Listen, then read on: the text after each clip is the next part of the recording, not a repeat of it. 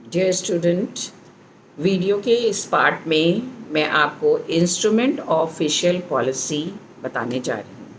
इसके पूर्व के वीडियो में मेरे द्वारा आपको एक्सप्लेन कर दिया गया है कि फिशल पॉलिसी क्या है, इसके ऑब्जेक्टिव्स क्या हैं और किस किस तरीके से फिशल पॉलिसी क्यों सरकार के द्वारा अडॉप्ट की जाती है या इसके बेसिक ऑब्जेक्टिव्स क्या हैं। Now we will study the instrument of fiscal policy। मतलब किस तरीके से या किस नियमों के आधार पर सरकार अपनी अर्थव्यवस्था में फिशल पॉलिसी को लागू करती है या किस तरीके की कौन कौन सी नीतियां हैं जो फिशल इंस्ट्रूमेंट की तरह से हमारी अर्थव्यवस्था में सरकार के द्वारा लागू की जाती हैं। तो the main instrument of fiscal policy are taxation, public borrowings, forced savings और deficit financing जिसे कहते हैं, and public expenditure। इसके पूर्व के वीडियो में भी बीच बीच में ये बातें हम आपको एक्सप्लेन कर चुके हैं। तो सबसे पहला और इम्पॉर्टेंट इशू है, इंस्ट्रूमेंट जो है फिशल पॉलिसी का, वो है टैक्सेशन। सरकार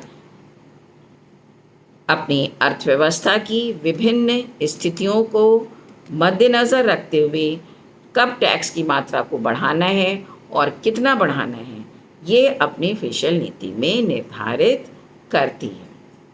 तो taxation is the most important source of public revenue in both developed and developing economies.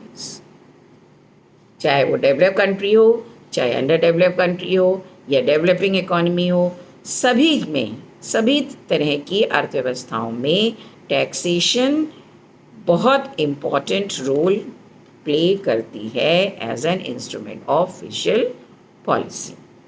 Tax revenue is usually considered under two headings.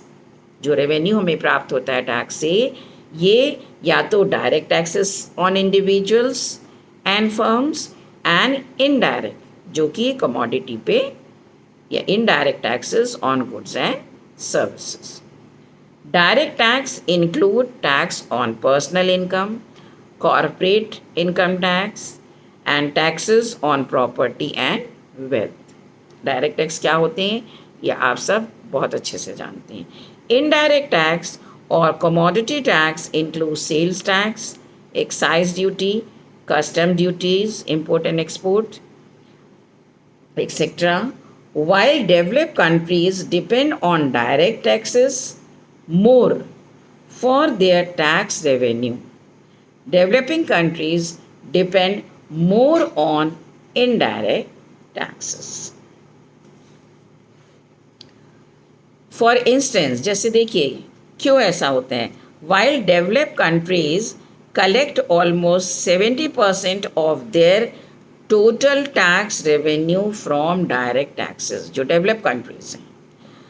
Low income countries जो कि अंडर डेवलप या डेवलपिंग है, collect almost 3/4 of their tax revenue and middle income countries almost 1/2 of their tax revenue from indirect taxes. ये एक report थी, उसमें इस बात को, या एक रिसर्च हुई थी, उसमें ये चीज़ देखने में आए। That means this relatively higher dependence of developing countries on indirect taxes is due to the general poverty of the masses। जो हमारी डेवलपिंग कंट्रीज़ होती हैं, वहाँ अर्थव्यवस्था या वहाँ के लोग या वहाँ के लोगों की कंजम्पशन पावर जो होती है, परचेसिंग पावर जो होती है, वो बहुत कम होती है, या उन लोगों की पर कैपिटा रेट जो होता है वो भी बहुत कम होता है, इसलिए उनकी टैक्सेबल कैपेसिटी भी कम होती है। तो ये टैक्सेशन हो गया। नेक्स्ट पॉइंट इसी में है, टैक्सेशन से ही रिलेटेड है, personal income tax. Personal income tax Personal income tax accounts for only about a tenth of total tax revenue in the developing economies. The low yield reflects limited coverage and poor design. A large proportion of people in developing countries have a very low income level and have no capacity to pay income tax. Thus, they have to be exempted from income tax. ऐसे लोग जिनकी की बहुत ही low level of income है उनको income tax से totally exempt किया जाता है.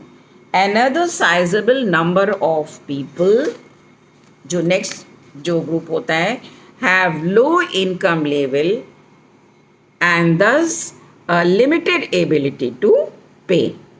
जो थोड़ा सा ऊंचे स्तर के लोग होते हैं उनकी भी स्थिति जो होती है इतनी नहीं होती कि वो टैक्स पूरा पे कर सकें.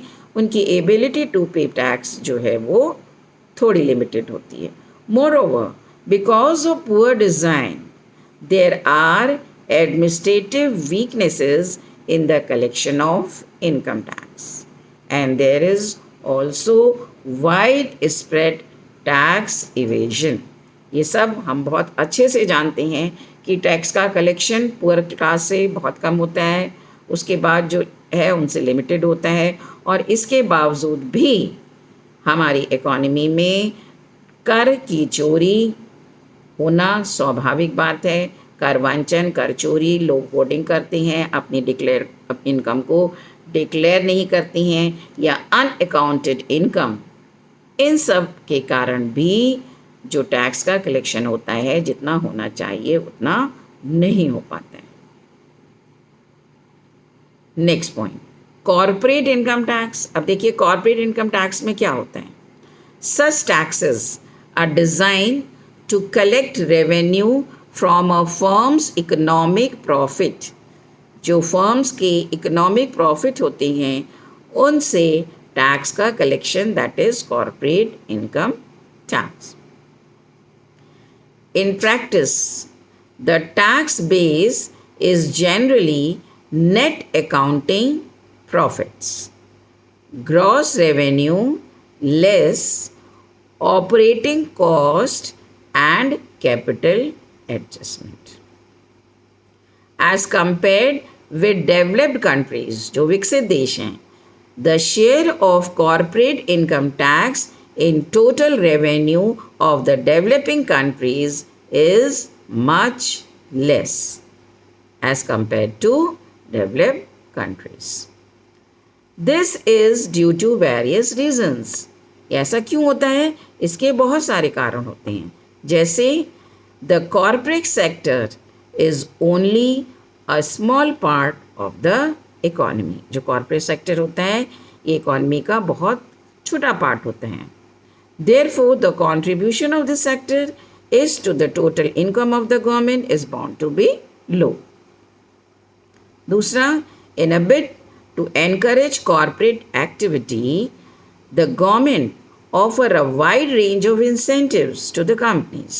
सरकार इन कॉर्पोरेट कंपनीज को बहुत सारे इंसेंटिव्स भी देने का प्रयास करती है. These incentives take the form of depreciation allowance, tax rebate, investment subsidy, exemption from taxes for some initial years, कुछ सालों के लिए, और high corporate income tax are likely to discourage the formation of new companies. अगर ज़्यादा tax लगा दिया जाएगा तो आगे कंपनी फॉर्मेशन के लिए इंसेंटिव्स ख़त्म हो जाते हैं. Therefore the government generally avoid taxing the corporate sector heavily. Heavy tax लगाने के फेवर में सरकार नहीं रहती है.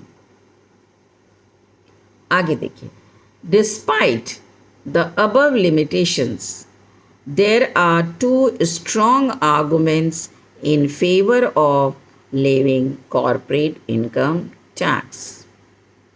पहला मतलब फेवर में क्या बात कही जा रही है? It is easy to collect such tax, vice versa, personal income tax, as the number of companies is relatively small and they are easily identifiable. Second, collection of corporate income taxes is often painless.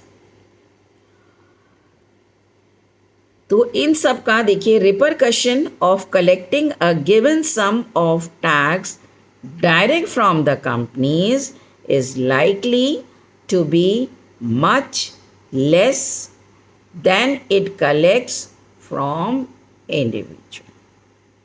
इस argument से इसका favour किया गया है. अब next देखिए, property tax, जो संपत्ति पे कर लगाया जाता है. Property tax can be usually employed to mop up resources from the rich section of society. और वैसे बात है, रिच सेक्शन के पास ही प्रॉपर्टी होगी, इसलिए प्रॉपर्टी टैक्स लगा के rich section of the society से हम कुछ रेवेन्यू सरकार बना लेती है. This can have the following favourable consequences. क्या फ़ायदा होता है इससे? The revenue resources of the government are likely to increase considerably since heavy taxes can be imposed on a very rich property class of people due to extreme inequality in income and wealth.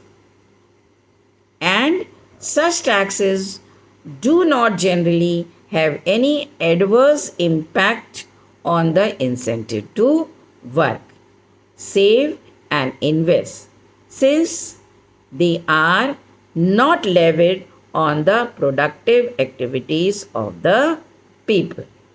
इस तरह का जो tax लगाया जाता है, इससे उन लोगों को कोई बहुत एडवर्स इफ़ेक्ट भी नहीं पड़ता है, क्योंकि ये एक rich class of the society है जिसके पास सफिशिएंट प्रॉपर्टी है, और the inequality can be substantially narrow down. इस तरीके से हम अमीर क्लास पे जिनके पास प्रॉपर्टी है उन पे टैक्स लगा के जो इनकम की इनइक्वालिटी है उसको कुछ हद तक कम भी कर सकते हैं. Tax on commodity. Next point is tax on commodity. Commodity tax fall into the category of indirect taxes. आप जानते हैं जो गुड्स एंड सर्विसेज पे टैक्स लगाया जाता है, that is indirect taxes. The 3 important commodity taxes are excise duty, sales tax and custom duty. ये मुख्य रूप से इनडायरेक्ट टैक्सेस हैं. Excise duty and sales tax are generally regressive, as all person who consume the commodity on which the tax is levied must pay the tax whether they are rich or poor. अगर हम उस commodity को use करेंगे, चाहे हम अमीर हों चाहे हम गरीब हों, तो हमें ये टैक्स देना ही पड़ेगा. Commodity tax. The government often try to introduce some progressive into indirect taxes by taxing luxury goods at a higher rate.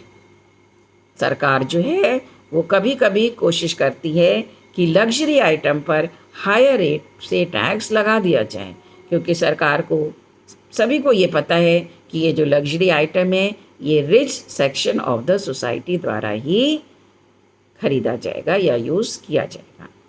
Mass consumption goods पे जो टैक्स लगाएगी सरकार वो लो रेट पे लगाती है, क्योंकि सरकार को ये पता है कि ये जो मास कंजम्पशन गुड्स हैं ये समाज के अधिकांश व्यक्तियों द्वारा प्रयोग में लाए जाते हैं.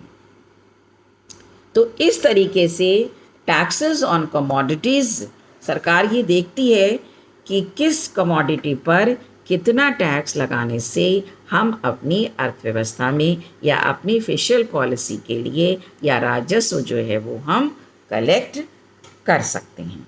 क्योंकि कौन सी कमोडिटी जो है रिच क्लास के द्वारा यूज़ की जा रही है, कौन सी कमोडिटी जो है mass section of the society that means lower या मिडिल इनकम ग्रुप द्वारा प्रयोग की जा रही है, इस आधार पर सरकार जो है ये प्रयास करती है कि टैक्स जो है वो कमोडिटी पर इस आधार पर लगाया जाए कि वो लग्जरी आइटम है, कंफर्ट आइटम है या नेसेसिटी आइटम है।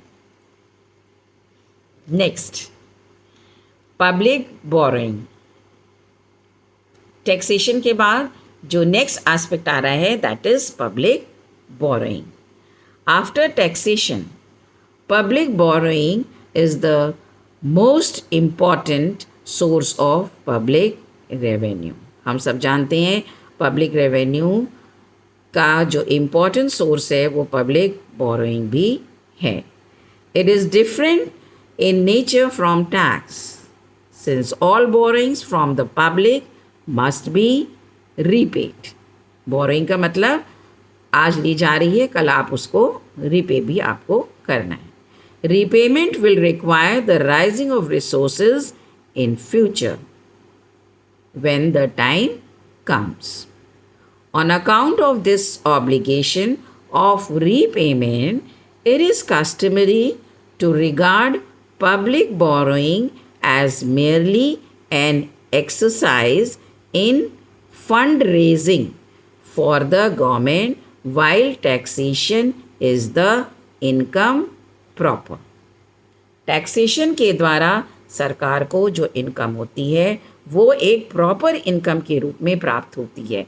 लेकिन यदि अर्थव्यवस्था की ऐसी डिमांड है कि उस समय सरकार को ज़्यादा आवश्यकता पड़ रही है, ऐसी स्थिति में सरकार पब्लिक से बोरो भी कर सकती है under certain terms and conditions, जो उस कंडीशन के बाद टर्म्स के बाद उसको उसे रिपे भी करना पड़ेगा। The government can raise public डेब्ट either in the form of voluntary loan or in the form of compulsory loan. Voluntary loan is secured by the government by issuing various types of bills and securities in the money market. In the usual form of compulsory loan, bonds are issued by the government for period ranging between 5 to 10 years, having tax-free interest payment. सरकार तरह तरह के incentives देके, tax में rebate देके बहुत सारे अपने बॉन्ड्स वगैरह इशू करती है और उस तरीके से जो उसको अपने मनी की आवश्यकता है वो इस माध्यम से फंड जनरेट करती है इकोनॉमी के लिए या इन्वेस्टमेंट के लिए या in the interest of public. Next point, forced saving और डेफिसिट फाइनेंसिंग। ये पॉइंट हमने आपको ऑलरेडी एक्सप्लेन किया है कि जब सरकार किसी अन्य स्रोतों से लोन लेने में की स्थिति में नहीं है या सरकार का घाटे का बजट हो रहा है, सरकार का जो बजट है वो घाटे का है, दैट मीन्स वे ज़्यादा है और इनकम हर सोर्स से कलेक्ट करने के बाद भी सफिशिएंट नहीं हो पा रही है, सरकार को घाटा हो रहा है। इस स्टेज में यदि सरकार अतिरिक्त नोट छाप के अपने घाटे की पूर्ति करती है तो ये कहा जाता है सरकार ने फोर्स सेविंग या डेफिसिट फाइनेंसिंग का सहारा लिया। डेफिसिट फाइनेंसिंग द्वारा भी सरकार अपना एक फंड जेनरेट कर लेती है जिसको कंपनसेटरी फिशल पॉलिसी के नाम से भी हम जानते हैं। तो ये डेफिसिट फाइनेंसिंग पॉइंट हुआ and the next one is public expenditure, सार्वजनिक व्यय। देखिए, स्टेट हैड, जो सरकार होती है, राज्य होती है, had to participate directly in increasing the level of investment through the creation of various public works programme.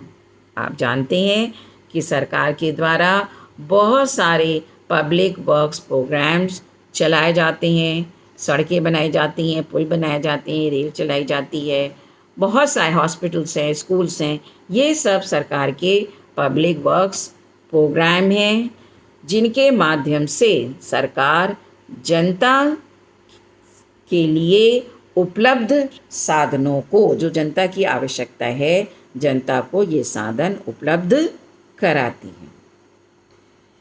In the modern day world, आजकल की वर्तमान इकोनॉमी में, the state has also to fulfil certain social obligations like provision of cheap, free medical health services, free education, cheap housing facilities, and many other more. Therefore, additional expenditure have to be incurred towards the provision of facility. इसके लिए सरकार को अपना expenditure करना पड़ता है।